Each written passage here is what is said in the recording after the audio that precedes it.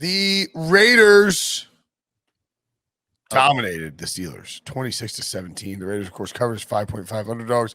The under 46.5 hit. The Raiders are 2-0 for the second straight season. Henry Ruggs now 3 career touchdowns, all over 40 yards, and 2 of them are over 60. Ryan, what is your panic scale on the Steelers? 1 to 10 after getting obliterated by Derek Carr. This is the first time I haven't watched a Steelers game like live in probably 7 or 8 years. Wow. And I was okay with it. They have a new offensive coordinator. It's basically like they have the same offensive coordinator. They don't do anything differently. Roethlisberger's frustrated because he can't run the no huddle or the hurry up. He has to call plays in the huddle, and then things get bogged down. And credit to the Raiders. I mean, you just talked about San Francisco going on the road, Breech. The Raiders played Monday night at home. Big win over the Ravens. Travel to the East Coast, play a 10 a.m. game their time, or 11 a.m. I'm not sure what time it is in Vegas, the time difference. But either way, a morning game, and they pretty much give it to the Steelers. The Steelers' offense is sputtering. They sputtered last week. They need their special teams and defense to bail them out. And this week, for some reason, and Tomlin did this at the end of the year last year, and made me crazy in terms of punting on 4th and short. He did it 9 minutes to go. They were down, I think, 2 scores, and he punted on a 4th and 1. And, you can't – what are you doing? Why would you do that? What are you so afraid of with Derek Carr that you need to punt the ball?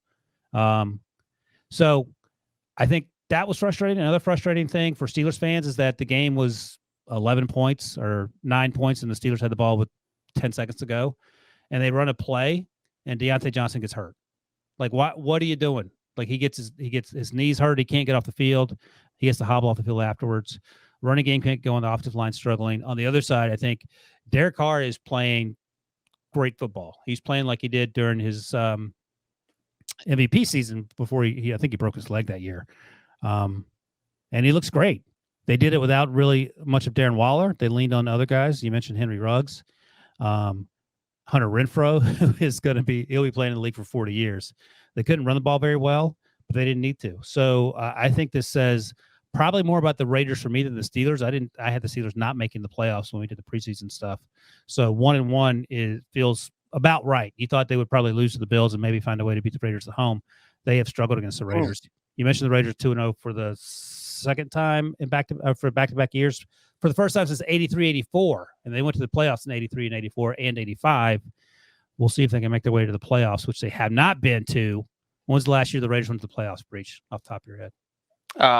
Whatever year Derek Carr broke his leg, 2017? Yeah, 2016. 2016? Jack Del Rio. 2 years before Jack Del Rio. Cost somebody a lunch. It was 2 years before Jack Del Rio had to announce at his press conference that he was being fired for John Gruden. It's unbelievable. Yeah, I think the Raiders will probably be a little bit overvalued moving forward. I don't know, man. They're a pretty good team. Like, what do you mean overvalued? Wilson, do you want a fun fact?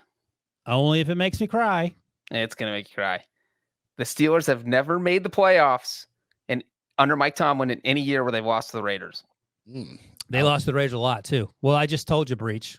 2018, 2013, 2012. Yeah, 2012 game I remember distinctly. 2009. The 2012 game.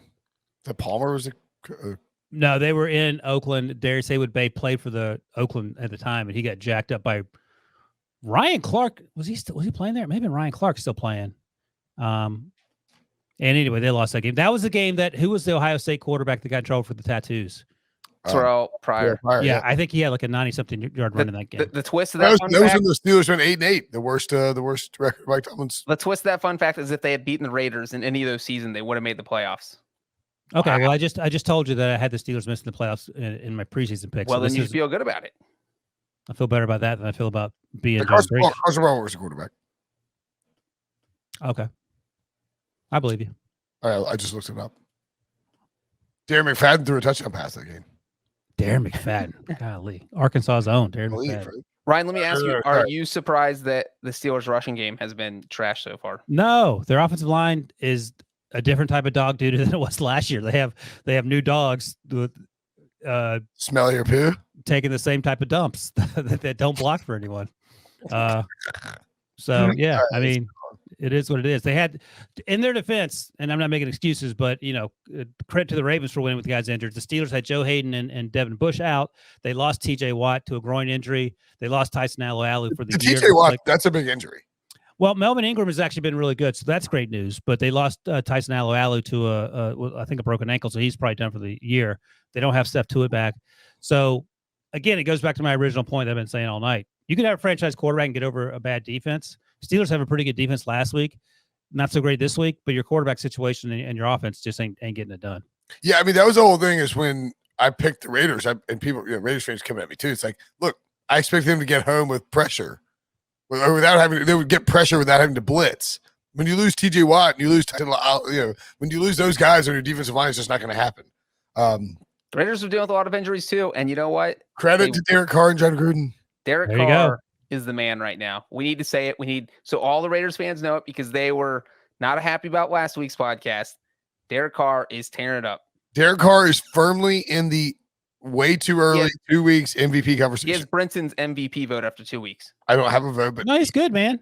Like, he's good. He's tough. Like, his teammates seem to love him. I know Brinson, he doesn't get along with the Brinson family, but that's not our beef. 28-37, 382 yards, 2 touchdowns. Had some good deep throws.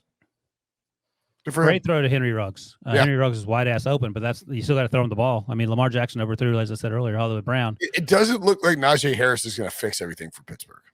You need an offensive line. I mean, Derrick Henry would average 2 yards per carry behind this offensive line. It doesn't matter.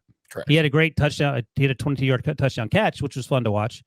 But the offense is sputtering. They can't score points. And that's not necessarily offensive pass run balance. It's just that I don't know if Matt Canada is the magic fix that perhaps Steelers fans thought he might be.